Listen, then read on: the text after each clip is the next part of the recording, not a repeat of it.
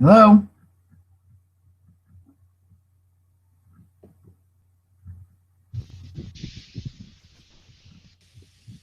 Hello? Hey, how's it going? Good, how are you? Good. Good.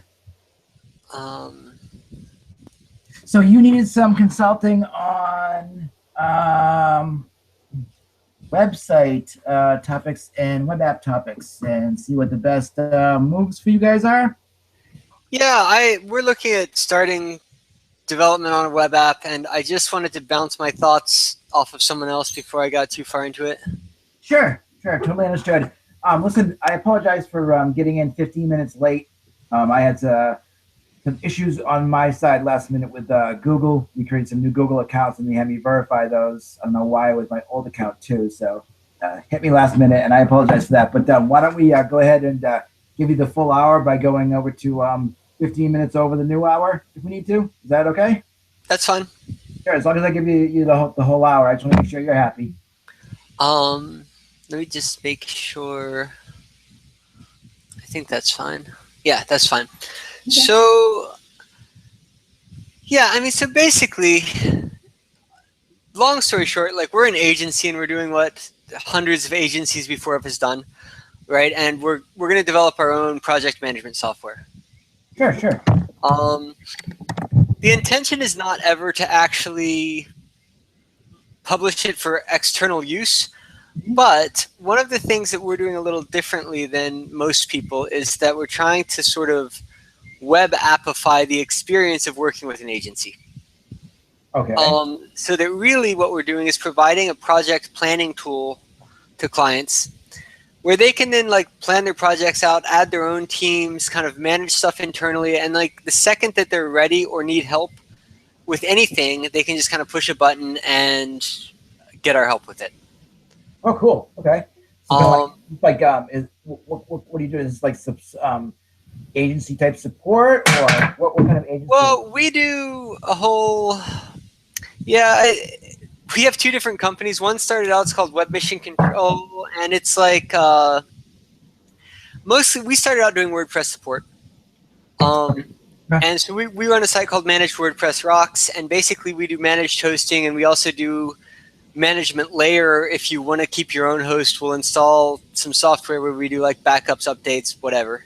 Very That cool. grew into the point where people started asking like, hey, can you also whatever do a graphic for me or write a plugin or fix this? And so we started doing more work like that. And then the reality is that my background is in like marketing automation and sort of business growth. And so a lot of clients, by the time that they're on there and we're working with them, if they have a viable business, we get into doing more consulting work and helping them set up like, internal systems, helping them build out advertising campaigns and all of that. So it's kind of a Cool. full service deal. Cool. Um, the thing is, and we're rebranding. So we used to be under Managed WordPress Rocks, and I think that that was a mistake because basically we only work with WordPress sites, but that's just so that we can maintain quality standards and efficiency, basically. Yeah. Yeah. Uh, Understood. but that's like a byline. That's not what we do. Is not manage WordPress. We help businesses grow online, right? The fact that we like want you to be on a WordPress site is sort of just a sideline. Right. Okay. It's a Understood. preference instead of a leading sales point, really. And anyway, so I don't know if you're familiar with teamwork. I'm very familiar with teamwork. All right, I love teamwork. Me too. I'm Way better than Basecamp. Yeah, I'm writing a lot of functionality that's going to replace teamwork. It sort of makes me want to cry because I like teamwork a lot, and it's a lot of stuff to replace. Right. We also use Teamwork. Harvest. I work with Harvest too. As a matter of fact, the company that I was working with Teamwork for also introduced me to Harvest for their payments and stuff to me. So Yep. it's great. And so I right love it. now we use Teamwork and Harvest, and we're surviving, but it's not. It just doesn't meet exactly our needs. Like we Okay. have sort of a complex process we do when tasks come in. So like when a client creates a new task, really it needs to go to a project manager. The project manager then needs to be able to like see all the programmer schedules and kind of put the task into time. or request a time estimate from someone. Once the time estimate is back, it needs to go to the client. Once they approve it, it needs to come back in and get scheduled into somebody's real schedule. Like there's a whole giant process that we work on that Right. is just never going to happen in teamwork. Right. Okay, understood. So that's what we're trying to build. I've looked at a lot of different options. Like I almost was convinced for sure that I should just build a basic PHP web app. I was going to start with Laravel as a framework and, build out from there. Sure.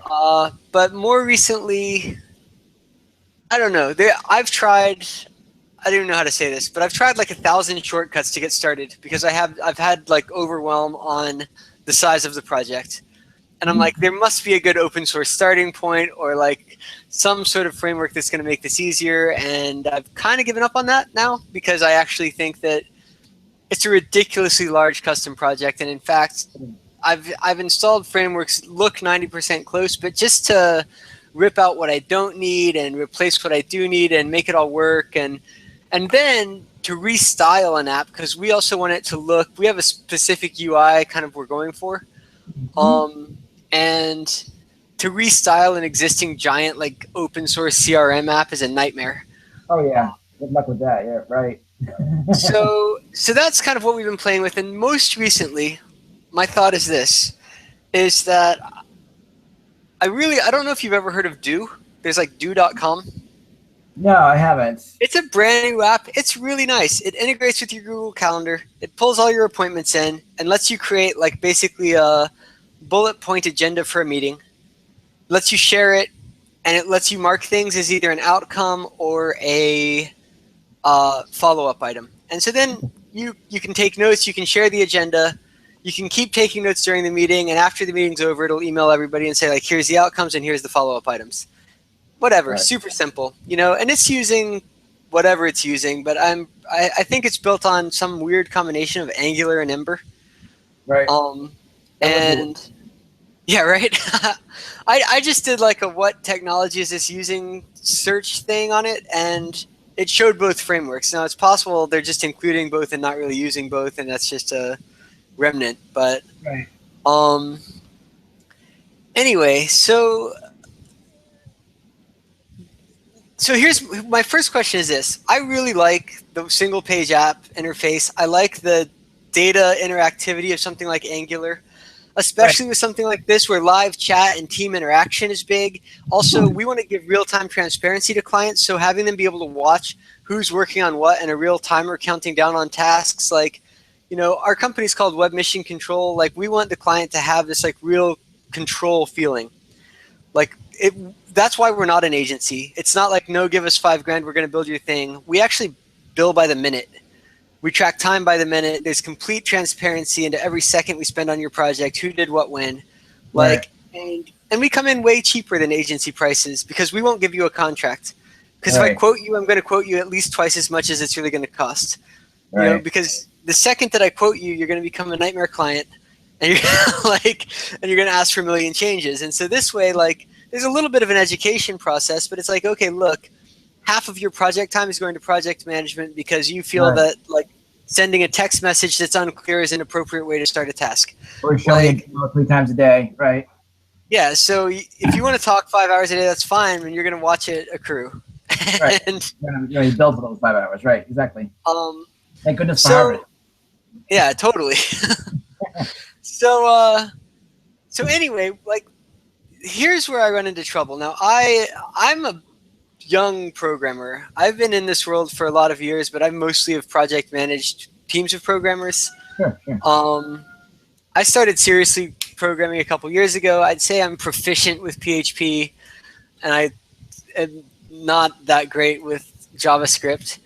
But I also am a fast learner, and I fundamentally believe that like if I ran a Angular tutorial and I could understand how to write data, I could design the entire app and get it to work. Like, I'm pretty good with database design and logic. And so this is one of my questions is, with an app as complex as Teamwork, is a single page app even a good idea? I guess that's my first real question. Yes and no. And I answer it. that quickly because I had put some thought into it as soon as you had mentioned Angular. Because Angular is definitely the direction I'd start pointing you in, especially when you put the words, singular, the SPA part of that in a single page app stuff in there, as you seem to already know. Angular, I don't know how much you follow it, is coming out with version 2 as we speak. And they're using what's called ES6. Have you followed the whole ES6 transition that's been happening on the web? Not at all. So ECMAScript 6. Right now, the world uses ES5. You know it more as JavaScript. ES6 isn't highly supported in browsers, so it takes a what's called a transpiler. It basically takes ES6 code and turns it into ES5 code, so your browser can read it as JavaScript.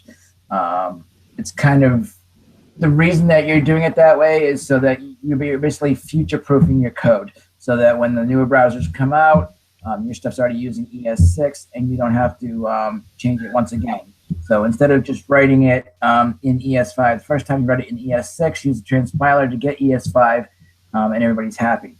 Long story short, Angular 2 is coming out, and it's doing away with some of the core features, or I wouldn't say features, core components of Angular 1 and replacing them in Angular 2. For example, controllers, which is probably the heart of Angular 1, are going away, and they're being replaced by components and annotations. Angular 2 is half again more powerful than Angular 1. So basically, just when you thought it couldn't be any more powerful, Angular 2 is like that much more powerful. Now, along with that, there is the mean stack. Are you familiar with mean? I've looked into that as part of this research process. So mean being, the app, I guess, is replaceable however you want to, but the other three letters there, the Express, Angular, and whatnot, that combination there is really where I think you'd find a lot of use in the direction that you'd want to go. And the reason I say that is that using Node, as your backend, so to speak, gives you the capability to serve up components as you want them. And when you can use that in conjunction with something like Angular, you can get some pretty customized stuff pretty quickly without dealing with a ton of the other stuff that would come along with it that you'd have to deal with just because they're part of the package, so to speak. So, for example, back in the day, and I mean it's like 3 or 4 years ago, when we were dealing with like IIS 8, Internet Information Server 8 on the Windows stack, and Apache and Nginx and whatnot, which I love Nginx, I'm not knocking it. But to throw up a website, there was probably a day or two of configuration and whatnot and stuff that we would never deal with our application, but it was stuff that was inside the web server. So we'd have to turn features off, turn features on, things that just had to be dealt with even though they weren't part of our application. You do away with a lot of that crap when you're dealing with something like Node and Express. Express just spins up your HTTP server.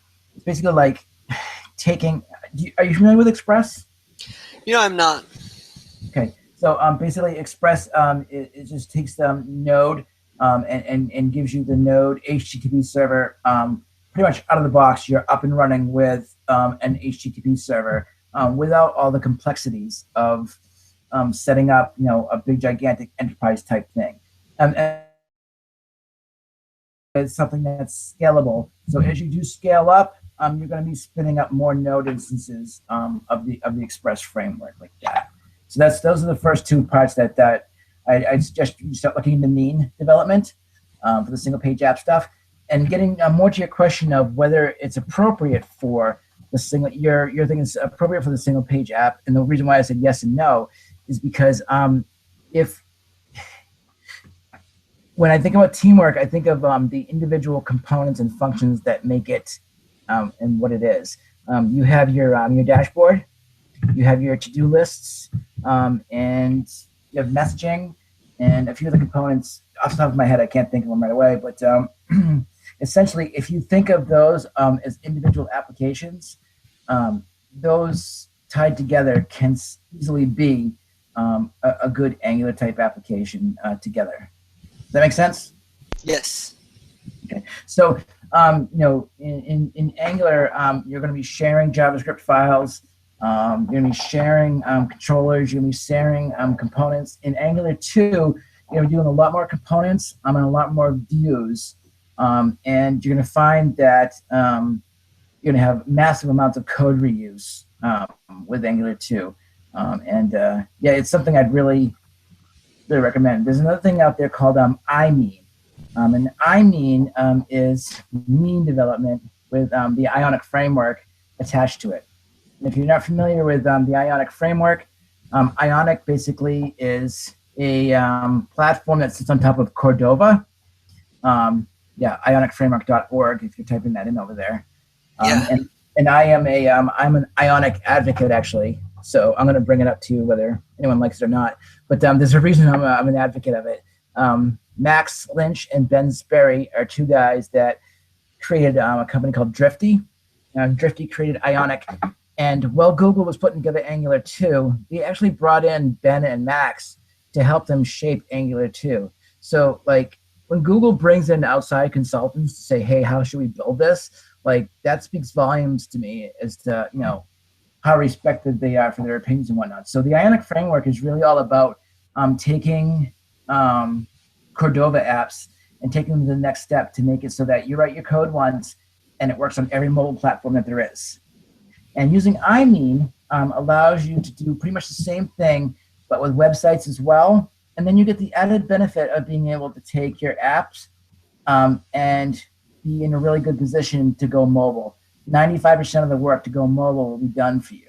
So even if it's not a thought for you right now, and you haven't mentioned that it is, the possibility exists.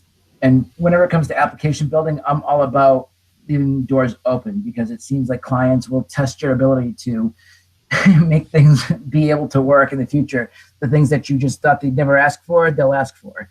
Murphy's Law of software development. Yeah, and I think that mobile app development is definitely a logical second step. It's not my first priority. Like, my first priority is a system that works.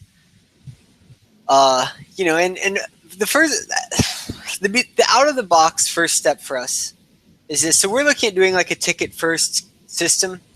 And I don't know if you're familiar with like customer support and stuff like that, but where the idea is that basically everything is a ticket, right? Yep. There are no tasks. There are no email messages. There are no text messages. There's no Skype chat. Everything is a ticket. Right. Absolutely. And every ticket is associated with a task. So the only difference between a project and your customer support board is that a project is a collection of tickets that have been defined into a group. Sure. And otherwise a ticket can be commented on, time can be tracked against it, and you can attach files and whatever else you can do like to a task or, Now that's one of the problems with Teamwork is it's got desk. The integration is poor, and you can't track time on the support desk. So like, for us, being able to track every second is important because that's how we bill. And being able to do it in an integrated way is important, like, because, we'd actually like to eventually get it where our support team doesn't even have time. Like, they just open an email, the system starts tracking time against that email, like, and when they close out that ticket, it stops and moves on to the next, so that the system is keeping track of time. There's some danger in that, but it's stuff we're experimenting with. And so now here is, okay, so Ionic is really for mobile apps. It really is. And iMean is a new thing. Like, I don't even know that Ionic is like on board with it. Okay. And I don't even see any information about iMean. Where would I find that?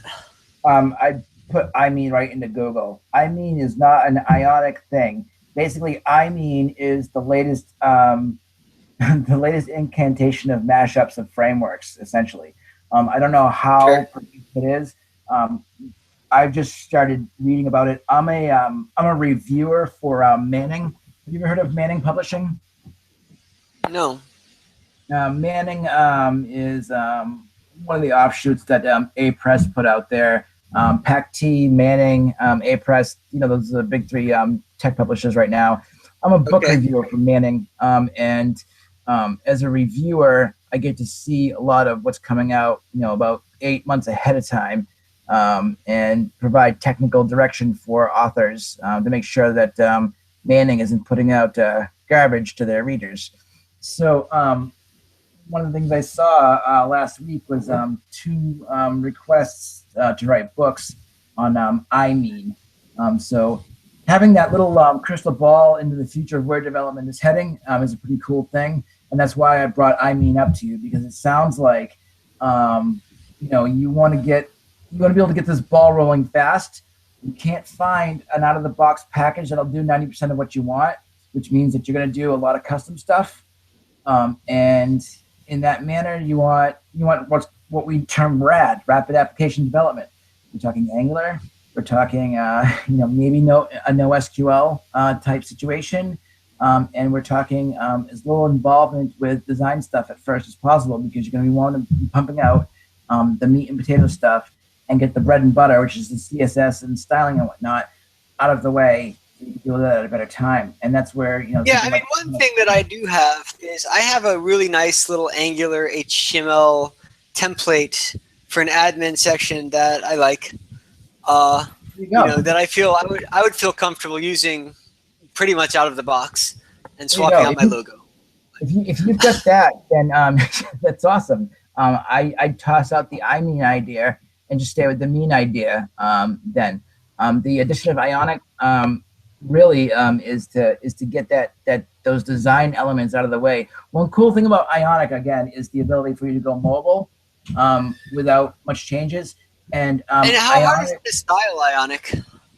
Ionic detects whether or not you're on Apple or iOS or Android, and serves up the appropriate directives in CSS for that. That way, you'll get CSS icons on iPhone. Apple icons on iPhone, and Android icons on an Android device. It's really, really powerful stuff, and it does that out of the box. I mean, it saves about half the development time that you put into a Cordova application. And as we know, Cordova is saving about 90% of the time that you put into going native. So, I mean, the savings are just huge there as far as time and development. You asked a question. I'm sorry.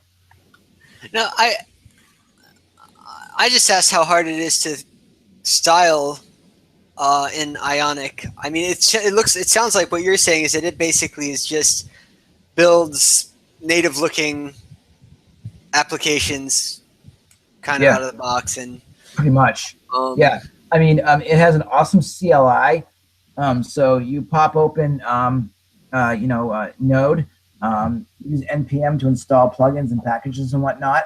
And they have a couple starter templates, like tabs and whatnot, to get you started. So let's say you wanted to build a tab application. Your start would be Ionic space start application name space tabs, and you'll see it download, run through a big package.json list, all the packages it needs. It pulls it down, puts it all together for you. You do an Ionic space serve, and next thing you know, you're looking at your app in a browser. I mean, it's that easy. It's pretty cool. The directives that it has. Why do I not see? I'm not finding anything on iMean, just so you know. When I look that up, I see a couple of like Stack Exchanges. I don't see anything. It's brand new, man. I'm not kidding you. It's like, this is the future. It's just coming out. Okay. Yeah. Again, I'm not. My mention of iMean wasn't to say this is what I think you should do. What I'm saying is this is the direction you might want to look into, and not specifically Ionic. The mean part of that, I would, given what little I know about your situation, mean is the direction I would go in. And then I'd start to find some way to take care of styling for you until you can get the time in that you need to style it, maybe custom or something like that. iMean would be one way. You mentioned that you had some Angular styling stuff out of the box. Go with that. whatever you want to take care of. Me as a developer and as a company owner, I tell my people, get the meat and potato stuff out of the way, get it working. We'll deal with aesthetics afterward. And that's not to say aesthetics are an afterthought, but they're certainly not as much of a first thought as like something like security is, where you need to roll that in from the beginning and work up. Styling, I think comes when we're 3/4 of the way through the project, and we start thinking about, okay, do we have any styling considerations that are going to make us change the way we develop things? No. And when you're dealing with something like Angular, you don't really have to, because Angular, if you know even a little bit about it, styling can come in pretty much at any time and work well. Right. Now, okay. So Does that make sense so far, everything I'm telling you? It does. So the mean stack, I guess here is my next question. Like, and this is so I looked in, do you know what Firebase is? Yep, very familiar. So I looked at using Angular and Firebase. And there two things occurred to me. One is like, for some reason that looks easier to me than using the whole mean stack, but maybe it's not. But the second thing that occurred to me is that I actually don't understand Firebase at all. Like my head is all in like SQL and MySQL and table layouts and like relational databases. And again, I just started looking at this like 2 days ago, but the concept of just storing random pieces of data in JSON arrays hurt my head a little bit. And I'm sure it's not that tricky. But like how, and MongoDB is the same thing, right? So it's non-relational data. Is that true? Yes, it's non-relational to the point that you want to keep it non-relational. Okay. You can make your own relations, of course. However, you can't expect to have the most powerful querying against relations, though some databases, some NoSQL databases are better than others at it. And a lot of these databases are coming out to be more specialized. Like take Redis, for example, REDIS. Are you familiar with Redis? Nope. Okay, so Redis is another NoSQL database, and its biggest thing is that it's really good at storing hashtags, and it's really good for storing like session identifiers, things like that. So I use it in a lot of my mobile applications for just that purpose. We take a session identifier, throw it in the Redis database, give it a timestamp, and then now I have a way of verifying whether a user's session is valid really, really quickly. And it's so quick that it's even better than having an open connection with another database server and going and looking that up. It's like 10 to 15 times faster to open up a new connection to that database, read that one tag, and get it back.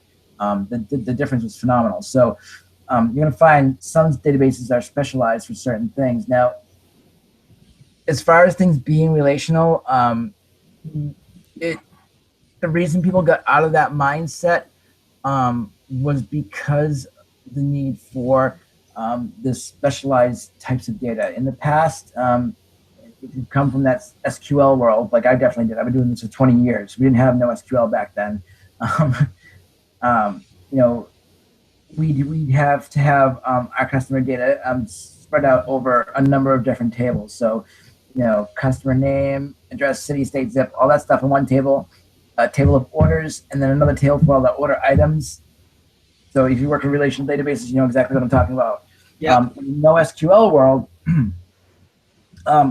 it's almost similar in that you might want to have one table for all of your customers, but then in the next table you have orders. Now in that orders table, the difference here is you probably don't want to have everything in a relational format. You might have the order and all of the order items all in each order record will contain everything that it has.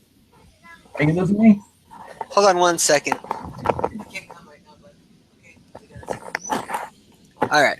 Sorry. So each ordered record will have the entire order in it. And that's the advantage there. You don't have to go back 4 or 5 times to get just one order. Okay. That makes sense? It does. And So in some ways, you would just store bigger chunks of data together. I mean, but again, like so in this situation, what I'm gonna have a company. In my mind, I have companies. Companies have people. Companies also have projects. Projects have tasks. Tasks have comments. Like and uh, am I going to be able to with because I'm not really familiar again with anything except SQL. So like let's say I'm using Mean and I'm using MongoDB. Am I going to be able to like populate out comments and then say find me all the comments associated to this task? Or is it actually like the choice that that comments are going to live inside of a task in the database? Yeah, I mean, and that's where you as a developer have to think about how things will be accessed. Okay. And the downfall in my mind of the non-relational databases has to do more with future scalability and possibilities. And I think you're kind of touching upon one in an indirect way. Um, your ability to go back and say do a report on those comments that does so in a way that's not associated with the tasks that those comments are related to may be hampered because the only relation available is that direct being in the same little cubbyhole type of position that they're in. Does that make sense? Yeah, but could I in MongoDB have tasks be their own thing and have an ID that relates them to You can. projects and then from a project say like basically pull all the tasks associated to this project ID or task ID like Oh, or is that again, you got to get away from that notion of association okay? entirely. Just throw that out the window. Um, when you're pulling up a task, you're pulling out an object.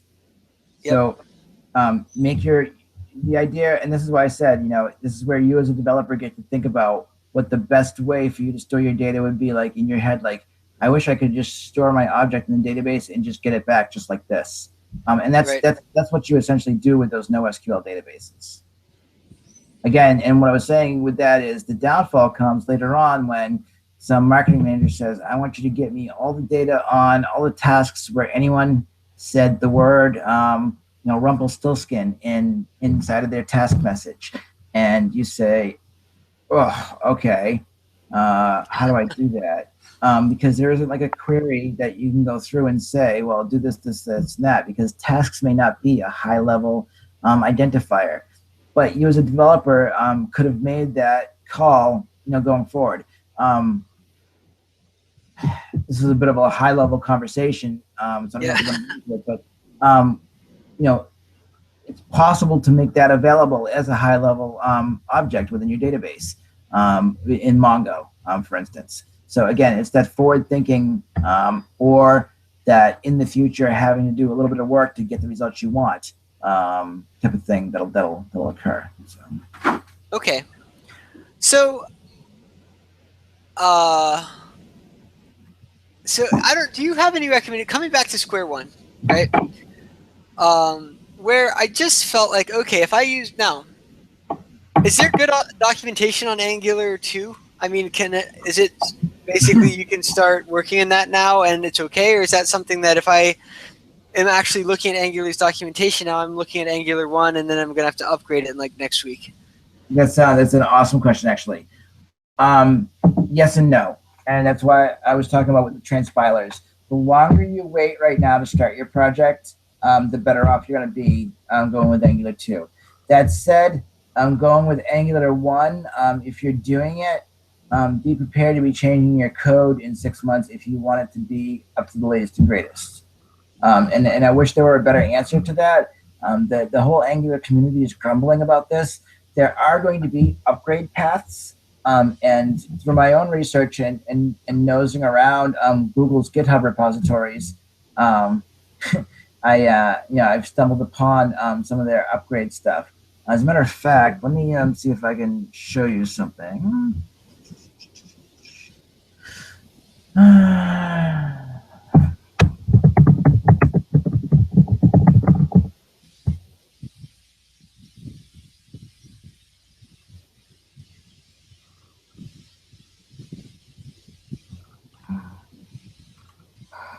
Let's see here. Why is that feature disabled? Chats. Group chat.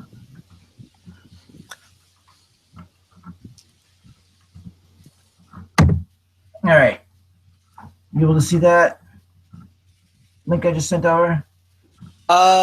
Yes. Click on that. That's something I pulled out of a GitHub repo. I just did a quick Google search on it so I could find it again. But that's a Google Docs hosted documentation where they're laying out the kind of strategies that they're going to take, the possibilities of the strategies they're going to take in upgrading. As you can see, basically, they're still at the idea stage of the kinds of things that they're going to offer. Okay. That should give you a pretty good indication as to where they are. I've heard some of the Angular 2 developers say that they're 90% there. Some say that they're like 70% there. The consensus seems to be that they're in between like 75 and 100, I would say. By the end of this year, it should be pretty safe to start writing code in their latest incantation of it. I mean, and when I say writing code, I mean writing solid production code. If you're going to write Angular 1 code, stay away from controllers as much as possible. There are a bunch of, there was one called controller smells. Let me point you at that one. And this is a pretty cool guy for Angular stuff. Code Lord. Now with the mean stack, are there,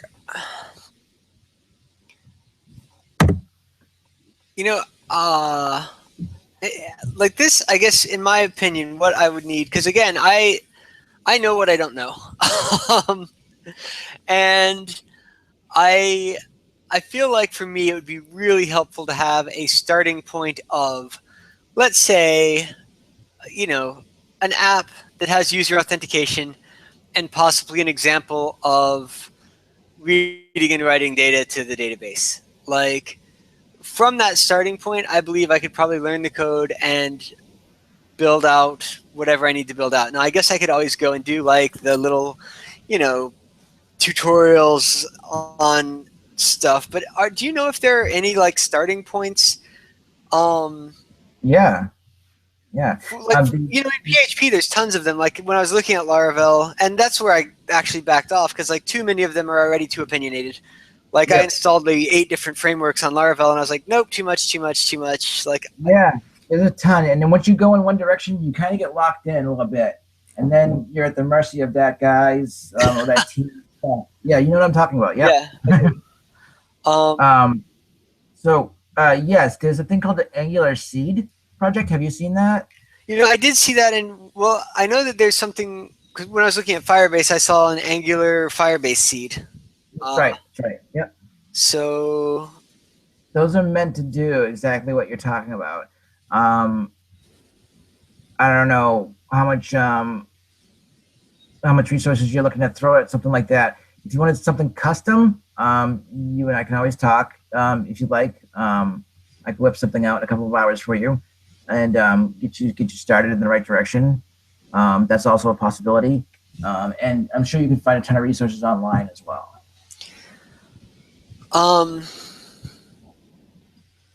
And realistically, if I've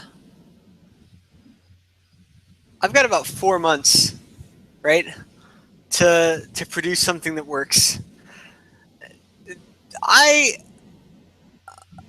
have no idea what reality there is of me pulling this off when I don't know something, or me needing to hire a team, or if I said to you I wanted to rewrite Teamwork in like 4 months, would you just think I was crazy?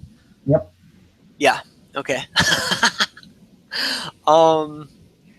Yeah. What if all I wanted was a ticketing system that could turn tickets into tasks and could have time tracked against them? Like, that seems relatively doable to me. Of course, yeah. I mean, we could do that in under a week. Right. Okay. And so I guess then the difference is just fine tuning. Well, I mean, not just fine tuning, but laying. Okay, so there's there's an acronym. It's called the ASS acronym. I guess you could do it SaaS, but it's available, scalable, and secure. And that those three things are like our big things that my company that I push onto my people. Is it available? Is it scalable? And is it secure? If we hit those, we can put it out on the internet. Now, as far as availability is concerned, that means can we make it work across all the platforms that are going to hit it? Scalable, that's self-explanatory as long as people understand the difference between scalable in which direction. Is it horizontal or is it vertical? And is that the direction we want it? Most of the times you want it to be horizontal. We want to be able to add another database server when we need another database server. We want to be able to add another web server when we have to add another web server. We don't want to have to add all three every time we run out of a resource to figure out which one we're lacking in. So that's a good one. And of course, security, that should be from the ground up in my book. So that's the difference between something that gets pumped out in a week and something that gets pumped out in 4 months, as far as I'm concerned. User testing, piloting, feedback, all that kind of stuff. I don't know. You're involved with project management. I'm sure you know that a big part of any project is how the customer perceives their product, and what they do with it after the first week of having it in their hands. What kind of things they come back with and say, this is good, this isn't. So there's going to be a lot more to it than just putting it together and releasing it to the masses. Well, and it's not even the masses. I mean, so here's the thing: we're growing rapidly, right? Teamwork is a terrible tool. So you have to imagine that we have hundreds of clients that we're introducing to the concept of managing their projects, and that we're saying get into teamwork, and and it's a mess. So we have a task like where every project manager every day has to look through every project that they're managing and see if they've added new tasks and not said, tell someone about this. Right, right. And then there's support tickets, and there's like the whole mess around how that works and how they get turned into tasks. I mean, I don't even know how to explain it, but from my perspective, my team is dealing with a shit system. So my team could deal with, I think that what everybody could use, right? And what I want to get to as a starting point is there's some core functionality. You have to have, and here's what those core functions are. Like, we need to be able to parse email, right? Okay. And have a ticketing system. So we need to have an email client, basically. This is one thing also I couldn't really figure out, and that I've done a lot of research and not found anything awesome on, is like, what is the best way to get those emails? It's funny because every Angular JS template I've ever seen has like an email client, Right. And then there's like all these tutorials how to build Gmail in Angular, but Right. none of them actually get to the point. They build Gmail with fake data. None of them get to the point of like, how am I dealing with these emails? Like, am I just checking SMTP and creating a database record? Am I like running an email server? Like, what am I doing? Anyway, that's another whole question. But Let me answer that real quickly. I mean, do you know the answer to that? I don't know the answer. No. I mean, in a nutshell, it's because Angular deals with your top 2 levels. That's it. Your backend level is well, I'd just say 1.5 levels, because Angular is a like an MVW framework. Basically, model. I'm sorry, it's an MCW, model, controller, and then whatever. And I'd say it's a model, half controller, and whatever, because it deals with 1.5. It deals with half of your middle tier and all of your front tier. Your back-end tier and half of your application tier are on your back-end system. Your PHP or your ASP or your Java or your handwriting can deal with the email. And that's where Angular ends. It ends at, I've got your data for you, here it is. Do what you will with it. So really, I'm going to also, and this is, okay, so knowing that, there is out there like a Laravel Angular integration, which is to set up like Laravel on top of a MySQL database and serve that as JSON. Is there any, I mean, I guess alternatively, I could just write straight PHP that parses email into a MongoDB object, right? Right. And then I could use the mean stack. Is that, but I would still be just using PHP code to sit there and do that one piece. Is that about right? Yes, in effect. Don't look at it though as though I'm building a PHP application. Look at it though as I'm building an Angular application that uses PHP, meaning that you're using PHP for the tasks you need to use it for, but your base isn't necessarily PHP. So PHP is going to talk to the database for you when Angular accesses it through Ajax is what it ends up being. But yeah. But I mean, just for the task of like, listen for an email, turn it into an object and throw it in the database. I mean, the other thing I guess I could do is that there's things like Zapier or whatever. And I, now with my own database that doesn't work, but with like Firebase, you could do like a Gmail to Firebase Zap and just take all your emails and throw them in. And I don't really want to do that. One of the things I'm away from is like software as a service, where I'm spending almost $2,000 a month right now on different things, Right. And part of this is trying to get out from under a little bit of that. Right. So a lot of the stuff that you've been asking me, are pretty generalized type of questions. So I'm trying to answer them as open-endedly as possible, because there are so many different options for you. What I'd recommend that you do is put together a list of specifics, and I know that's what you're trying to nail down now. I know that's exactly what you're trying to do. You're trying to get to a point where you're saying, okay, this is the direction I want to head in, and these are the kind of tools that I want to be using to work with it. And so, if I'm correct, you're trying to whittle that down to see where you're starting at point A and you're trying to get to C, and you need those tools. Am I correct in that thinking? Yeah, I mean, I also am working on a proper scope, and it's pretty intense. Like, we've been doing a mix of like planning and like storylines, and some of the user stories are a little ridiculous, just in terms of our internal logic of like what happens when a new ticket is created. Like, what are all the variations on a theme that ticket turns into a task on a project and has time tracked against it? How does the client approve it? How do we get estimates on it? Like, but really, so that sort of storyline is the most tricky part.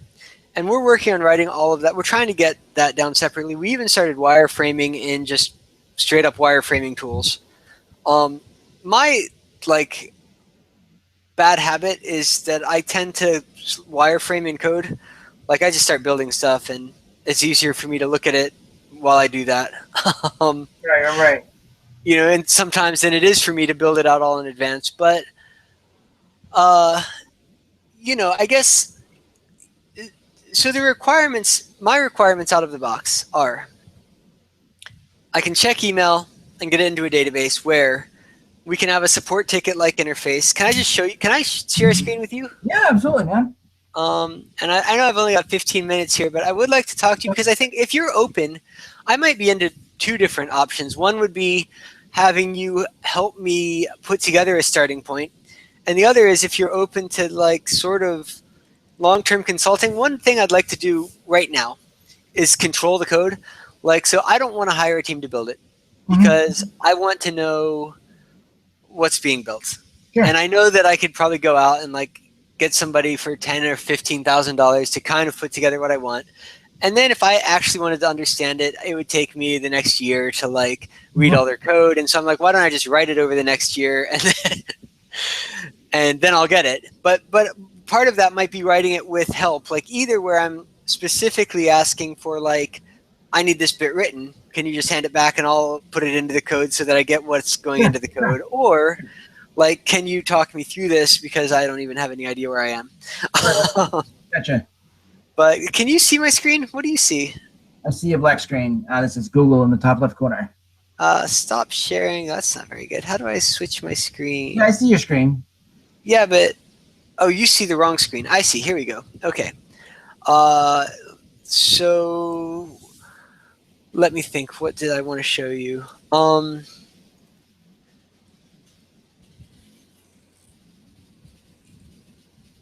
So basically, oh man, I just want to show you this other thing. Hold on. Here we go. Can you see that window? Yep. Okay. Did you have Angular seed? Yeah. So here we are. So here's teamwork, right? Yep. Like the functions we use are The timer, which is a harvest integration, although we want to just do our own timer because why do I need to integrate just to run time? The tasks, the projects, and the comments. Okay. I need that. In Teamwork Desk, I need this. And basically everything would kind of be like this, and the only thing that would move this into a project should be like one more option over here that says like, this is part of a project, pick your project. Right? So Right. I guess it's like pick a project, pick a task list, and all of a sudden this is no longer a ticket, it's now a task. Right? Gotcha. But basic, and then the whole email history, it shows up like the same as this does, which is just the comments on the task. Like, what's the difference between that and a ticket? There's kind of none, except that this is a task. Sure. So basically, our first iteration is a support board where we can take emails and either. So the assumption if it's not in a project is that we have to respond as soon as humanly possible. And the assumption if it is in a project is that it's something that's going to get scheduled out. Right. So the second I turn it into a task, there's then going to be a little process where it goes to a project manager. They figure out how much time it's going to take. There might be an approval process on the customer's behalf, like, is this acceptable? If they say yes, we schedule it out. And that's that. Now, even scheduling it out right now, I mean, the way that we schedule now, I would love, like, my dream system is something like Harvest has this cute little drag and drop scheduler thing that doesn't really work except in a very high level way.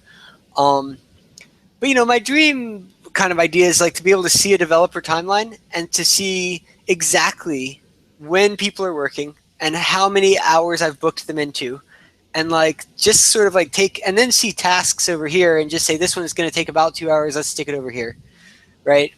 Okay. And like schedule out stuff in that way. Now, I don't need to start there. The way that we do it right now is like this. I go to like, okay, there's Thomas, and what's he got that's scheduled today and overdue? And I can kind of get a sense of his workload and what's he got like this week. And then I'm seeing, and if I've appropriately done this, right, we're using, where'd that other window go? We're using Teamwork's little estimate here. So if I appropriately am doing this, can we do a video on Galactic as a modal pop-up, blah, blah, blah, blah, like, my estimate on that is 45 minutes. So freelancers aren't supposed to exceed estimates without letting us know. I try to estimate really high. Sure. Like maybe I could do that in 10 minutes. So I say 45. Give yourself some padding. I know. We do it too. So, but again, the client, this is only for the freelancer. The client might see the estimate, but they're still just getting billed by the minute. So if it doesn't take 45, they're not paying that. And so that's how we currently are doing it. I guess that if I could see a report of who's has what scheduled, that would work, or some calendar view. So I guess like some sort of calendar view is the other thing that would be necessary, where I could see a calendar and see what has been scheduled out to who. Right.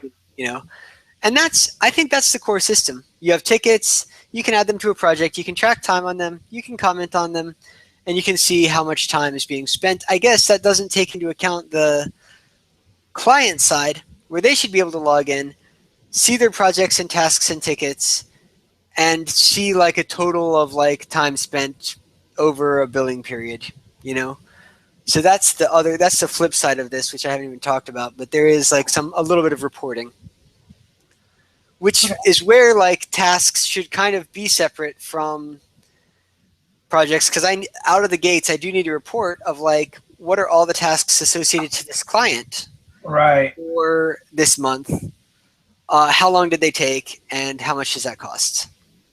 So the no SQL thing, no one has ever, well, I don't want to say no one because there have been people, but I don't think it's always the best fit for every single project.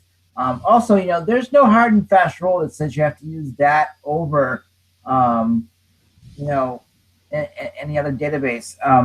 MySQL, between you and I, still takes up the majority of our development efforts over here. And I make no secret of that. I blog a little bit. As a matter of fact, we just lost like 3 years of blog posts. Long Oh story. no. Yeah, we were messing around. I shouldn't say we, me. And my blog posts are something I keep, personal and private, as far as like my data is concerned. And it's not like client stuff, so I never really put any stock into it. And I just blew it away when I changed machines. Anyway, long story short, those types of things, I blogged about a lot, and I tell my clients in my blog, use the best tool for the job, and that's one of my two mantras that I preach to clients when working with me is use your imagination and tell me exactly what you want. I'll make it happen. I've been doing this for over 20 years. I'll make it happen. The other one is, definitely back up often, back up now, save often, save now, see you later. And, use the best tool for the job is the other one. And that's one of those things where, in this case, the no SQL option isn't always going to be the best option, especially if down the road your needs might change. You may be better off with a relational database. But let's face it, relational databases have been around for, 40 years for a reason. I mean, Yep. I guess. And so if I was going to use something like MySQL, I mean, can you still could you use like a pretend mean stack, except instead of MongoDB, you're using MySQL, and then. And there's absolutely no reason you can't. You've got to remember that once Angular hits the PHP, each of these levels are black box and autonomous just for that reason. There's look at this as an object-oriented manner. Aside from the contractual things that each of those objects and components are contracted to do, the implementation of achieving those contracted things isn't the business of any of the other components. In fact, it's discouraged for developers to know about the inner workings of other components simply because they don't want them to ever to be dependent upon. You shouldn't ever depend upon the implementation of another object. You should always depend upon only the contractual agreement that's coming out of your object or function. You know what I mean? Implementation has to be a totally separate thing. So, I have a question. Is there a way, I don't know if you have time, but if we wanted to extend this for another 15 minutes, is that a doable thing, or would I just set up another time, another day with you?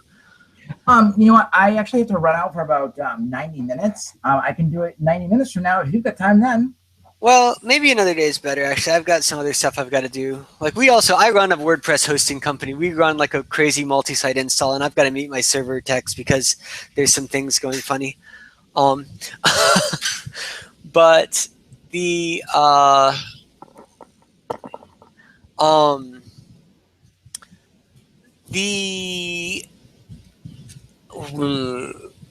okay, where am I?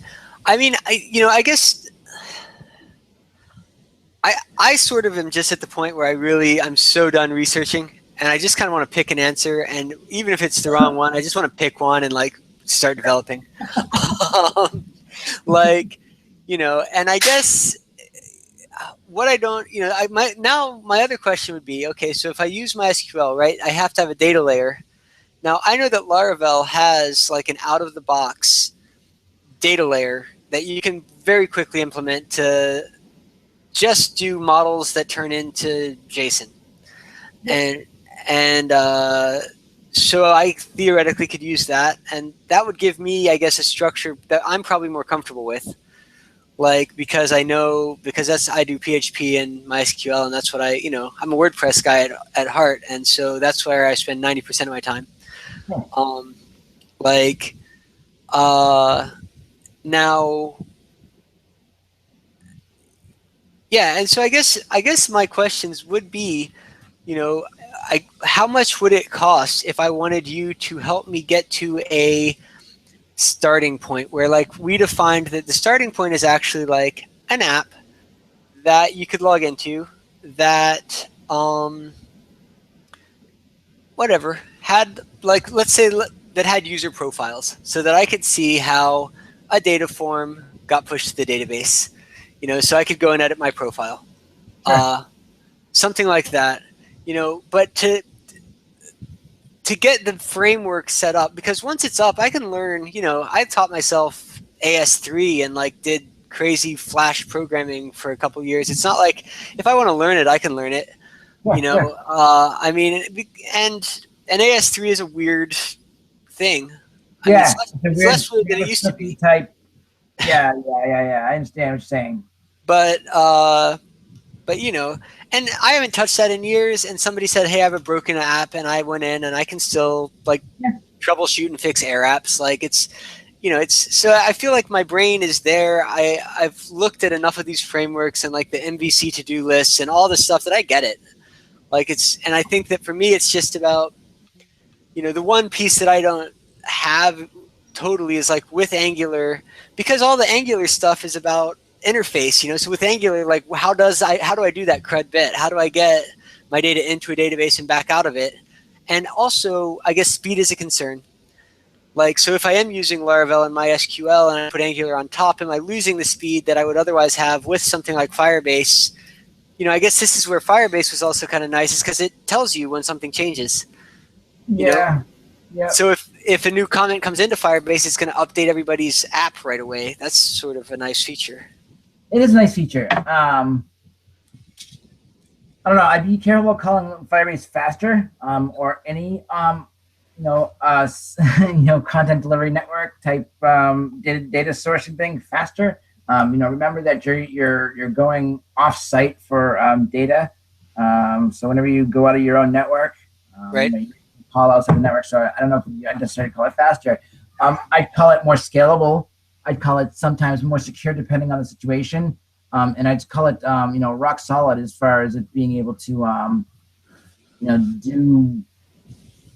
do other things as you needed to do other things. So there is that. Right. Anyway, so how much would it cost me to do something like this? Not that much. If my website is codernoel.com, CODERNOEL.com. I'm not like a big company or anything. I have a couple guys and gals that work for me, and I actually say they work with me because we're kind of a loose team. And what we focus on is a love for code. I've found people that just love to write code, and money, I don't want to say it's not important, but if I can get paid to sit home and write code, that's all I want to do. I'm not a humongous customer service, humongous customer sales. Like, I'm not a salesperson, but I don't want to work for salespeople either. You know what I mean? I don't want to, compromise the love for my hobby with my need for money. And sure. I mean, at the same time, man, I mean, it's possible there's other synergy here, because I see that you say WordPress, website, and themes. Like, I am a phenomenal salesperson, right? My future trajectory once this software is in place is to never, ever think about my agency or hosting again. I've got a CEO who's going to sit here and do it. And I'm going to go out and I'm going to do public speaking. I'm going to write books and get them out there. And I'm going to be a massive lead generator. Because bizarrely, like, that's what I do. I do training, I do speaking, and I know what I'm talking about. Like, in my specific industry, which is online marketing, really. Like, I do code because it serves selling stuff online.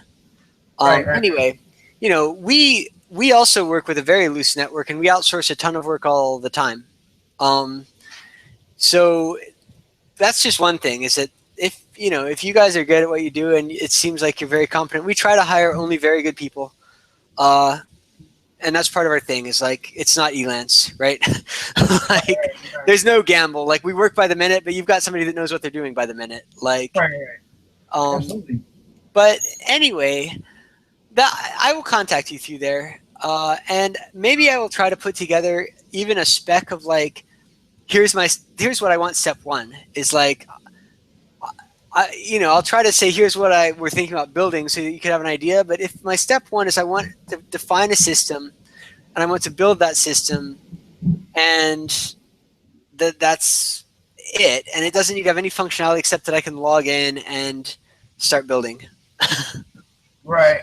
Um, I guess if that's something you'd be open to doing, I think I probably at this point would love to hire that out, because again, it's easier. Sometimes it's a lot easier for me to make the sales and pay people to do stuff. Like I want to learn. I want to understand the code that's being built. I want to understand the app I'm building, because it's Right. going to be the whole root of all the future work that my company does. Right. But at the same time, like sometimes it's faster for me to go out and close a $5,000 deal and then turn around and spend half of it on building our in-house systems and half of it on getting the work done than it is to learn whatever it would take to somebody else $2,500 worth of work to do. Yep. One thing that that's actually not a unique consideration, and it's certainly not the first time that I've run into folks like yourself that want to learn and certainly keep a handle on the code that's being delivered to them. So what we've done in that past is we've heavily commented the code, and we've even taken an hour to a week or sometimes even a day to go over the code that we've written and said, hey, here's how this works and how's that work, and when it's necessary, spend some time. There's not, again, I can't say I'm not in this to make money. Obviously, I want to, retire to, the Caymans as much as the next guy. But, I definitely have a love for what I do, and I've surrounded my people that love what they do too. So, first and foremost, that's what we want to do. And, if there's some synergy in there, and that kind of thing, that's awesome. And you'll see, if you ask me for a quote, that, we don't start off, $15,000, $20,000 projects. We're building a mobile app right now for a company called Travel Recon. And what they do is they provide travel warnings and alerts to people in foreign countries. So like the State Department has employees in, say, Honduras or something. And, there's a report that FARC guerrillas, Colombian separatist guerrillas, are in the area. Well, they'll get a ping on their phone saying, hey, get the hell out of there. Trouble's about to happen. The other major functionality we built in is the ability to do geofencing. So they basically, on their mobile device, they draw a square around their hotel, like say 2 miles in all directions, so that if any of their employees wander outside that 2 mile square, they'll know something's up. They're being kidnapped or something like that, because they should only be visiting restaurants, this business center for this conference, and the airport. Those are the only places they should ever be. Other than that, something's really wrong, and someone needs to get a ping that this is happening. And the phone has the ability, the app has the ability to run in the background and all sorts of stuff, to be undetected, so it can keep reporting GPS locations and whatnot. And last location gets sent out on a power down event, so that we catch the last possible event where they are. That app doesn't cost $50,000. We're doing it for 12, and that's that company's entire line of business. They get quotes as high as $300,000 in 2 years. 2 years to make an app. And it's like, by the time you build that app, we'll be like 3 versions of Android and 2 versions of iOS ahead. 2 years? So, we're on week 4 of that, and we're almost finished. So, I mean, I would also be open to hearing a proposal on the total price. Like right now, I'm not ahead of the game. So like basically right now, my goal in the next 3 weeks is to make 17 grand. And that covers us until March 2nd. Like that's our company's loss for over the next 6 months. Right. I'm going to cover that right now, but I want to cover. We have a launch date of like March 1st. We have to hit it one way or the other with something. And because I'm sponsoring InfusionCon, it's a big conference. It's like 10,000 people. It's exactly my target market, and I need something to give them. And the now, depending on how it goes, though, I think that over the next month or two, it's possible the budget would be there. And so it's possible that we could say, well, let's start with like the framework, and then with the intention that I'll either be coding to your standards when I don't have a budget to keep you going, or, you'll be coding to your standards when you do. Like, but I'm thinking like I'd love it if you could help me do the system design, and I probably can find a budget at least to get that far. Okay. So like let's plan what system we're going to use, what code base we're going to use, and and so I'll write it up. I'll send it over to your website, and we can talk from there. Okay. That sounds good. Do you want to schedule any more AirPair time, or do you want to go offline at this point? Let's just wait until we have that, and then if we need to set up more time, we can. The only reason I ask is because JK from AirPair is going to ask me that question, and I'm supposed to tell you also. I'm very sorry for being late with starting the meeting. That is my fault. I apologize. And what else? Oh yeah, can you please release our funds for us as well? Yeah, totally. I only know about AirPair because I worked for them for a minute. But oh really? Yeah, back when they were just starting up, I can't even remember what I did, but I did something for AirPair. Yeah, JK seems like a great guy. He's really motivated. We went 10 minutes over, but I really enjoyed our conversation, which is that's why that happened. And cool. Yeah, thank you. I really hope that we can work together, because it sounds like some exciting stuff. The direction you're heading in, that's my forte. That's like literally my cup of tea. That's what I work with. So I mean, that's what I do every day. So yeah. Okay, cool. Well, thank you. Thank you, Justin. Hope it works out. Thanks. Yeah, buddy. Bye-bye.